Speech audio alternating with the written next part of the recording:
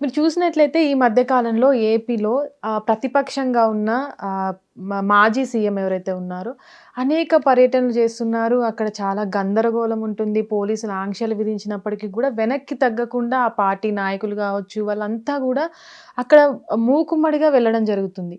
అయితే ఇలాంటి సందర్భంలో చాలామంది అనుకుంటున్న విషయం ఏంటంటే, ఇలాంటి సమస్యలు వచ్చినప్పుడు ప్రజల దగ్గరికి వెళ్ళడం కాదు, ప్రజల కోసం మాట్లాడే ప్లాట్ఫామ్ అసెంబ్లీ ఏదైతే ఉందో అక్కడికి వెళ్ళొచ్చు కదా, ఎందుకు ఇలాంటివి చేస్తున్నారు అని కూడా చాలామంది ప్రశ్నిస్తున్నారు. అంటే దీనిపైన మీరేమనుకుంటున్నారు? ఖచ్చితంగా మీకు 40% ఓటింగ్ ఉంది. అంటే ఆంధ్రప్రదేశ్లో 100 మంది ఓటేస్తే మీకు 40 మంది ఓటేశారు. ఆ నియోజకవర్గాల్లో మీరు గెలవచ్చు, గెలవకపోవచ్చు. మీకైతే 40% మంది మీతో ఉన్నారు ఆంధ్రప్రదేశ్లో ఓట్లు వేసిన వాళ్ళల్లో. ఉన్నప్పుడు వాళ్ళ కోసం వాళ్ళ సమస్యలకి మీరు గొంతుకు అవ్వాలి కదా, వెళ్ళి మీరు అసెంబ్లీలో మాట్లాడాలి కదా, ఎందుకు అసెంబ్లీకి వెళ్ళట్లేదు అని ప్రతి ఒక్కరూ ప్రశ్నిస్తున్నారు. ఇప్పుడు రాబోయే సమావేశాలకు కూడా జగన్ హాజరు కావట్లేదు అనే ఒక సమాచారం బయటకు వచ్చింది. అంటే మనం 11 మందిమే ఉన్నాం కదా. ఇంతకుముందు ప్రతిపక్షంలో 25, 26 మంది ఉంటే కూడా అంతమందిని కూడా మనం చాలా ఇబ్బందులు పెట్టాం కదా. వాళ్ళు అధికారంలో ఉన్నప్పుడు కూడా మనం తక్కువ మంది ఉన్నప్పటికీ కూడా, ప్రతిపక్షంలో ఉన్నప్పుడు కూడా అధికార పక్షాన్ని ఇరుకుని పెట్టే పనులు చాలా చేశాం కదా.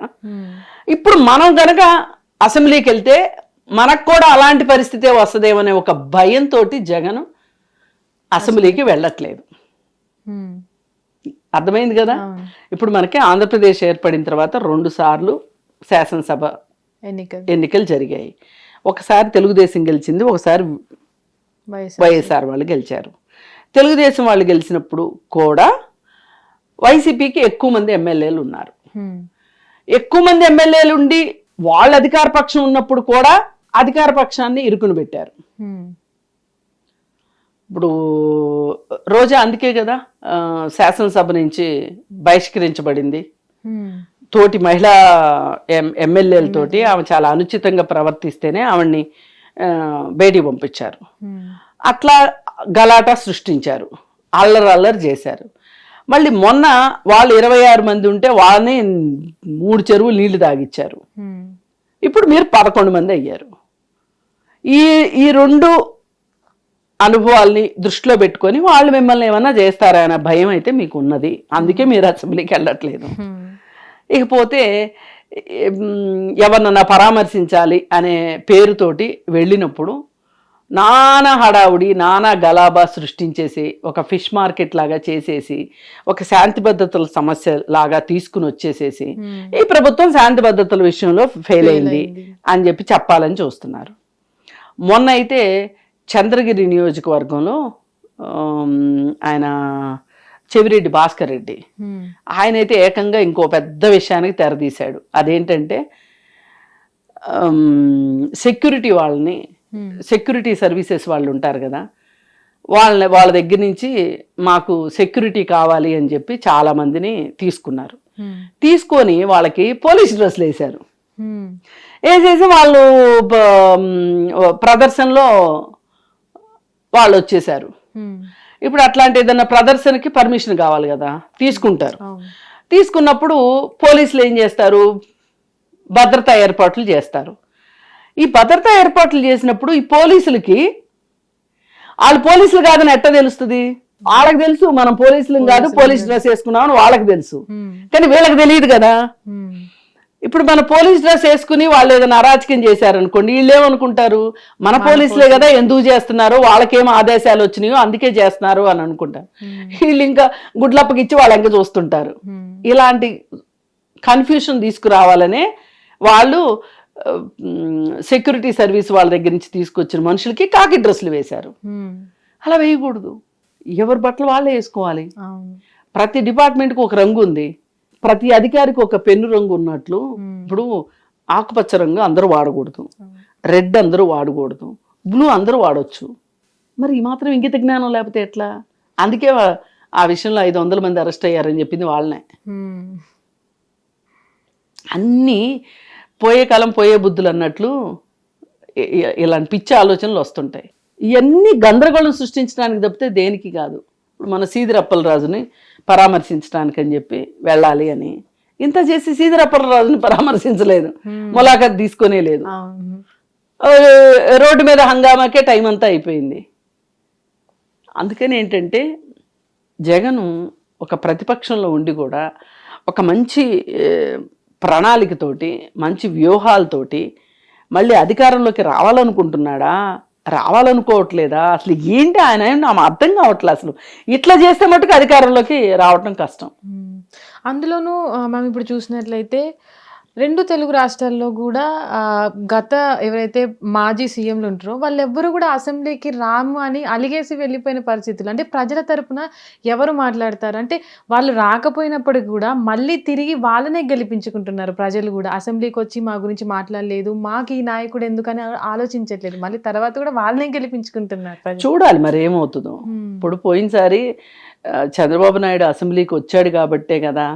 అయితే చివరిలో వాళ్ళ భార్యని ఇష్టారీతిని మాట్లాడినందుకు గాను నేను మళ్ళీ ముఖ్యమంత్రిగానే వస్తాను అని చెప్పి ఆయన అన్నారు, ముఖ్యమంత్రిగా వచ్చారు. ఇప్పుడు కేసీఆర్ రావట్లేదు. ఇంకోసారి కేసీఆర్ వస్తారు అని ఎవరు గ్యారంటీ ఇస్తారు చెప్పలేము. కానీ వచ్చినా రాకపోయినా ప్రతిపక్ష నాయకులుగా అసెంబ్లీకి వెళ్ళాల్సిన బాధ్యత అయితే మట్టుకు ప్రతిపక్ష నాయకులకు ఉంటుంది. ఇప్పుడు బయట ఎంత పోరాటాలు చేస్తారో ప్రభుత్వానికి వ్యతిరేకంగా ప్రజల గొంతుకుని అసెంబ్లీలో వినిపించడానికి ప్రతిపక్షాలు వెళ్ళి తీరాలి. వీళ్ళకి ఒకటి నేను చెప్పదలుచుకునేది ఏంటంటే సిపిఐ పార్టీ తరఫున కూనమనేని సాంబశివరావు గారిని ఒక్క ఎమ్మెల్యే, కొత్తగూడెం ఎమ్మెల్యే ఒక్కడే, ఆయన ఒక్కరోజు కూడా అసెంబ్లీ మాండవు. ఆయన నియోజకవర్గం గురించి కావచ్చు, వేరే నియోజకవర్గాల్లో ఇంకెవరి సమస్యల గురించి అయినా అసెంబ్లీలో మాట్లాడుతూనే ఉంటారు. ఓ పక్కన అధికార పార్టీకి ఆయన సిపిఐ సపోర్ట్ చేస్తుంది ప్రభుత్వానికి, అయినప్పటికీ ప్రభుత్వం ఏదైనా పొరపాటు చేస్తే నిలదీస్తుంది. మొన్న మాట్లాడారు, ఏమన్నారు, కమ్యూనిస్టులు మీరు తక్కువ చేసి చూస్తే కుదరదు, మమ్మల్ని మిత్రధర్మం కోసం మేము మీకు సపోర్ట్ చేస్తున్నాము పొత్తులో భాగంగా, అదే మిత్రధర్మాన్ని మీరు గనక ఉల్లంఘించితే గనక మేము చూస్తా ఏం ఊరుకోము, ఒక్కళ్ళే ఉన్నారు కదా మొక్కే కదా అని పీకేస్తే అని సినిమా డైలాగ్ చెప్పారు ఆయన. ఎంత హెచ్చరించడం అండి అది. ఇప్పుడు ఒక్క సీటు ఉన్న వ్యక్తి ఇంతలా మాట్లాడుతున్నప్పుడు 11 సీట్లు ఉన్నోళ్ళు ఎంత మాట్లాడాలి, ఇక్కడ 25-26 సీట్లు ఉన్నోళ్ళు వీళ్ళు ఎంత మాట్లాడాలి, వీళ్ళు ఎన్ని 30 ఉన్నాయా టిఆర్ఎస్కి 30 ఉన్నాయి, 30 పైనే ఉన్నాయి వాళ్ళకి. ఉన్నప్పుడు వీళ్ళు ఇంకెంత మాట్లాడొచ్చండి.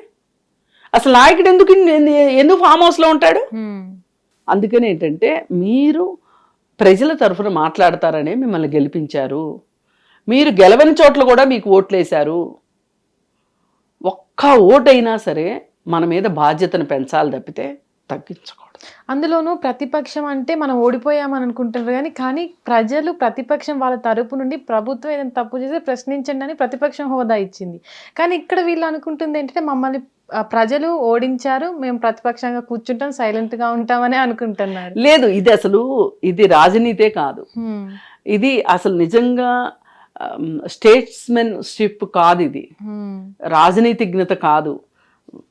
జవహర్లాల్ నెహ్రూ చెప్పేవాళ్ళు ప్రభుత్వంలో ఉన్న వాళ్ళకంటే ప్రతిపక్షంలో ఉన్న వాళ్ళే గట్టిగా పనిచేయాలి, గట్టిగా ప్రశ్నించాలి, గట్టిగా వాదించాలి, మాట్లాడాలి. బలమైన ప్రతిపక్షం ఉంటేనే అధికార పక్షం ఒళ్ళు దగ్గర పెట్టుకుని ఉంటుంది అని చెప్పారు. అది రాజనీతిజ్ఞుల మాటలు. అసలు ఇప్పుడు ప్రతిపక్షమే లేకుండా చేస్తామని చెప్పి అసలు బీజేపీయేతర రాష్ట్రాలే లేకుండా పాలిత రాష్ట్రాలు లేకుండా చేస్తామని చెప్పి ఇప్పుడు బీజేపీ మాట్లాడుతుంది. వీళ్ళంతా ఒకే తానుగుడ్డలు, అందుకని వీళ్ళ గురించి మనం పెద్దగా మాట్లాడుకోవాల్సిన పని లేదు. కాకపోతే జగన్ మట్టుకు తన వ్యూహాల్ని మార్చుకోవాల్సిన అవసరం ఉందని అయితే మటుకు. హిట్ టీవీ యాప్, ఇందులో short news, live news, entertainment shows, movies, digital magazines తో పాటు మీ జిల్లా వార్తలను కూడా ఫ్రీగా చూడొచ్చు. ఇంకెందుకు ఆలస్యం, వెంటనే హిట్ టీవీ యాప్ ని డౌన్లోడ్ చేసుకుని ఫ్రీగా ఎంటర్టైన్మెంట్ పొందండి. Hit TV app. Hit TV app. Please download Hit TV app. Hit TV యాప్ని ఫ్రీగా డౌన్లోడ్ చేసుకొని ఎంజాయ్ చేయండి. మీకు నచ్చిన ఎంటర్టైన్మెంట్ కోసం హిట్ టీవీ యాప్ ని ఫ్రీగా డౌన్లోడ్ చేసుకుని ఎంజాయ్ చేయండి. హిట్ టీవీ యాప్ని డౌన్లోడ్ చేసుకుని ఆస్వాదించండి, ఆశీర్వదించండి. ఇంతమంది సెలబ్రిటీలు హిట్ టీవీ యాప్ ని డౌన్లోడ్ చేసుకోండి అని చెప్తున్నారంటే ఎంత మంచి యాప్ ఆలోచించండి. అమెరికా అమెరికా అమెరికా అమెరికాలో చదవాలనుకునే వాళ్ళకి విశ్వసనీయమైన పేరు మన శౌర్య కన్సల్టెన్సీ. UK లో 1 year masters. UK లో 1 year masters. 2 years work permit up to 5 years visa. Contact Saurya Consultancy. Contact 89851 89851.